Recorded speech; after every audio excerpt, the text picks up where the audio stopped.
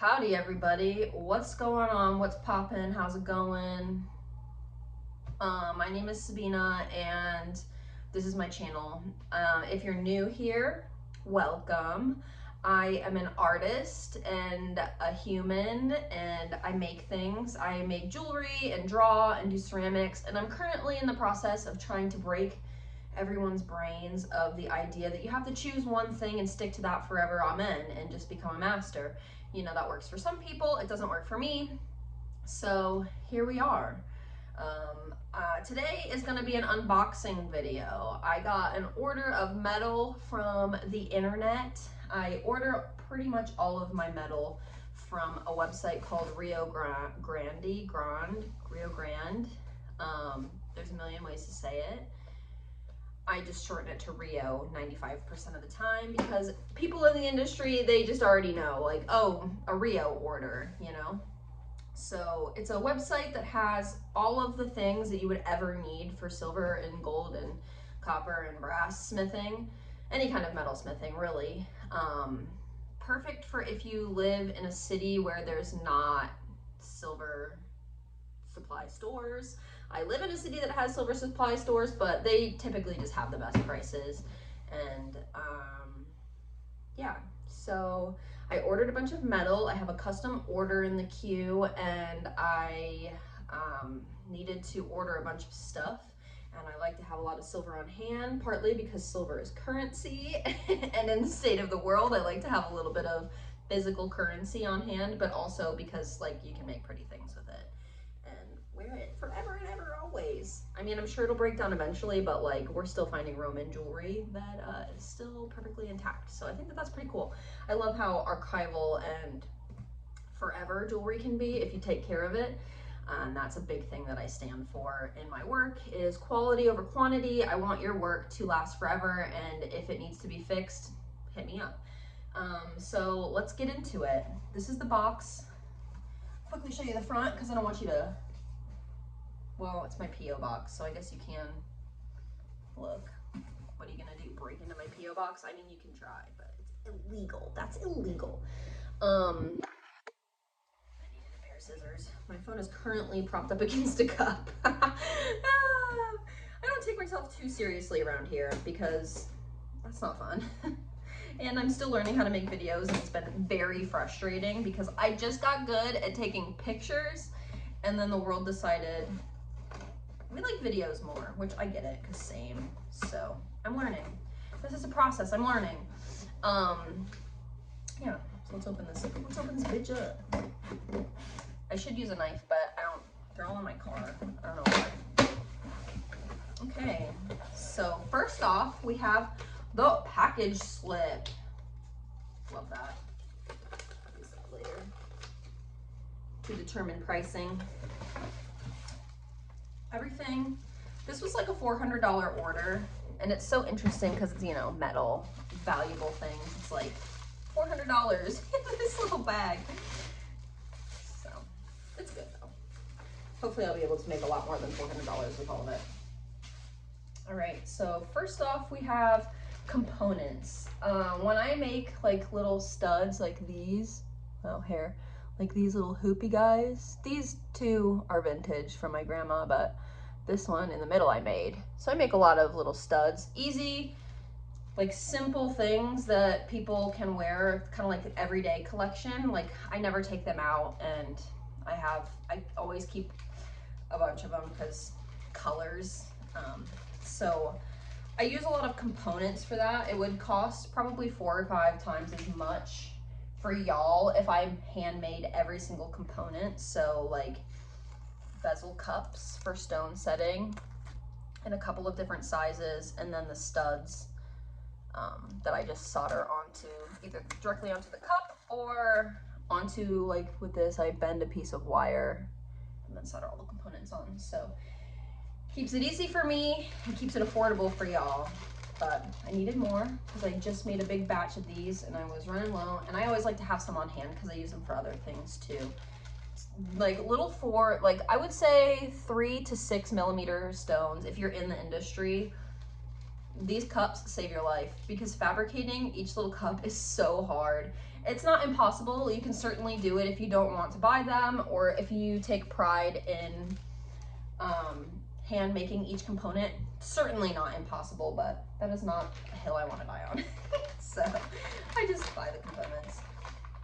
Okay, so this is like wire and sheet. I don't know. I never know what this piece of paper is. It probably tells me information that I don't need, so I'm going to throw it away. I've never used it. In all the years I've been doing this, I've never used that piece of paper to tell me anything. So if you know what it is, you can let me know. Okay, I'm going to start with my sheet metal. I bought a 22 gauge piece of metal and a 20 gauge piece of metal. Those are kind of 18, 20, and 22 are my most used. Thin enough that it's not like super expensive, but thick enough that the final piece feels like really nice and high quality. And I like that they mark everything for you. So a 6x4 sheet of 20 gauge metal. This probably cost me like, well, I can look actually. I'm gonna guess 120 bucks. 113. You get price breaks if you order a lot of metal. So when I put it in my cart, it was 120 bucks, but I bought a lot of silver. So $120 for this. You know, there's a lot of like startup costs, but if you get going in this industry, you know, you start to make money and all of the materials start to end up paying for themselves. You just have to be really smart with the way that you handle your money. So I also bought a 22 gauge. It's like a little thinner. For those of you who don't know, the gauge determines the thickness of the metal. So 22, I don't know the actual like millimeter size of this. In the United States, we do everything in gauge, but in Europe, they do it in like millimeter. So I do all my designing in millimeter, but because I'm ordering through American suppliers, I have not been forced to learn the millimeter. I actually have a chart. 18 gauge is 1 millimeter, 20 gauge is 0.8 millimeters, and 22 is 0.6. I should have looked at that before I started talking. So it just determines the thickness. So yeah, that's my sheet metal. It's exciting. I like having some of this on hand so that when I have an idea and it strikes me, I am not limited. And it's currency. Back in the day, they used to make money out of this stuff. It's pretty cool. And then the next thing, I got a bunch of silver wire. I use a lot of wire in my design process. I don't think I have anything on my bench. Oh yeah. Like this. This is a stone setting that I'm gonna put a ring shank on. So, like the border around it is a piece of wire and detail stuff. This one too. I need to replace the chain on this one because I had to switch it out. But like all of the detail, like that bottom line and the top, all of this is wire that I form and solder and make into the final piece. So it goes from this to this. It's pretty cool, right? Okay, so I got this piece of 16 gauge wire. I don't know, probably 2 feet. I got this thicky chunk of silver.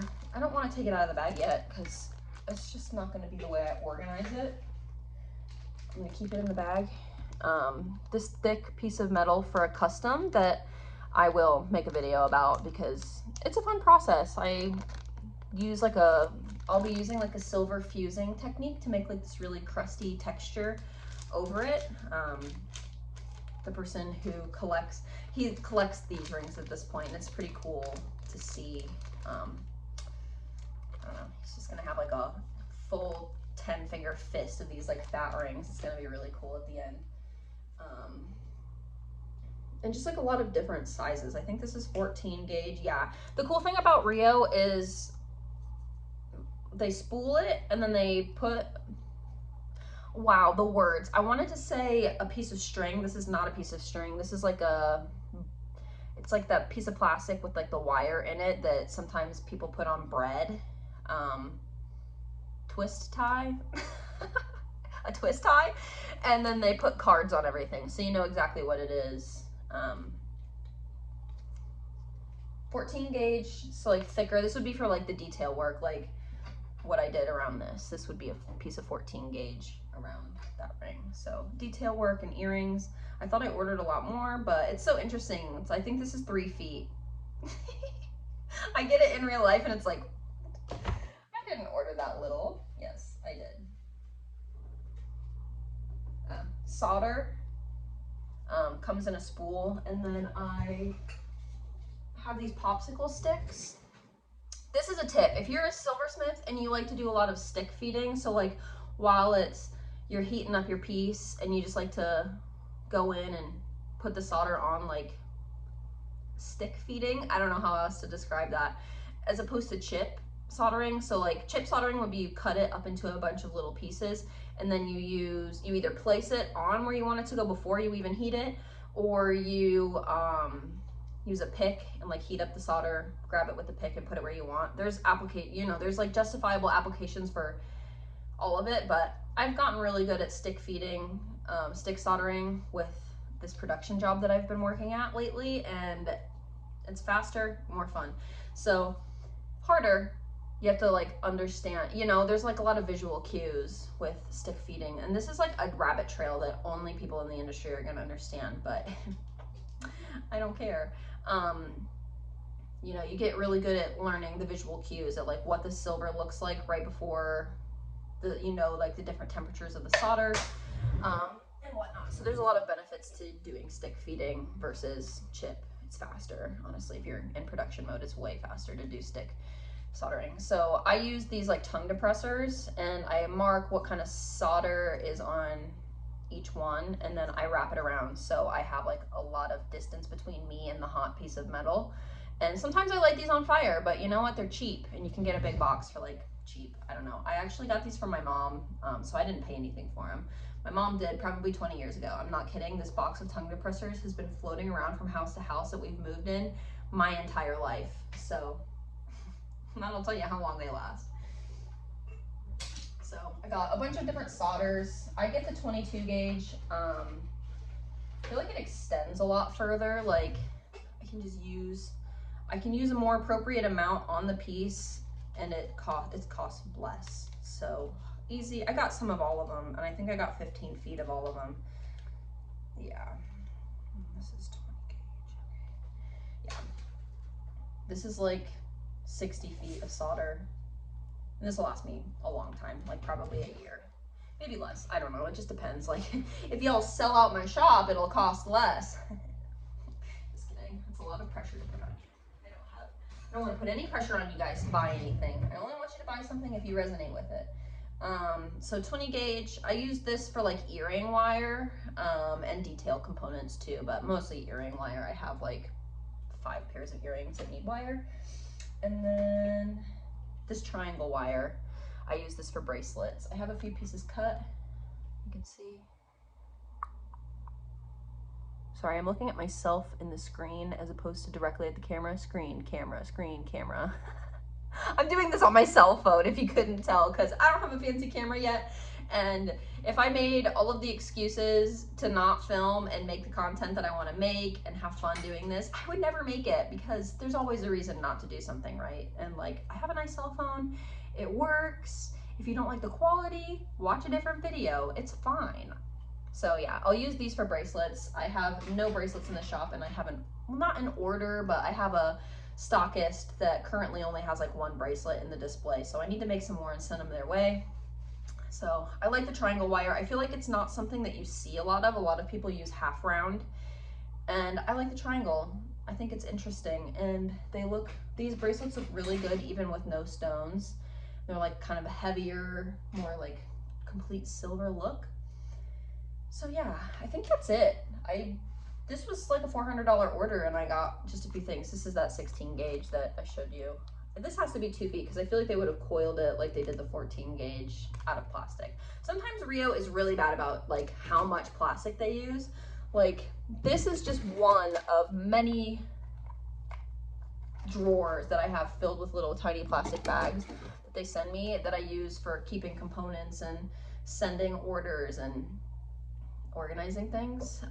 I do reuse most of them, or I put them in a box to hopefully reuse one day, because I don't know, sometimes it's useful.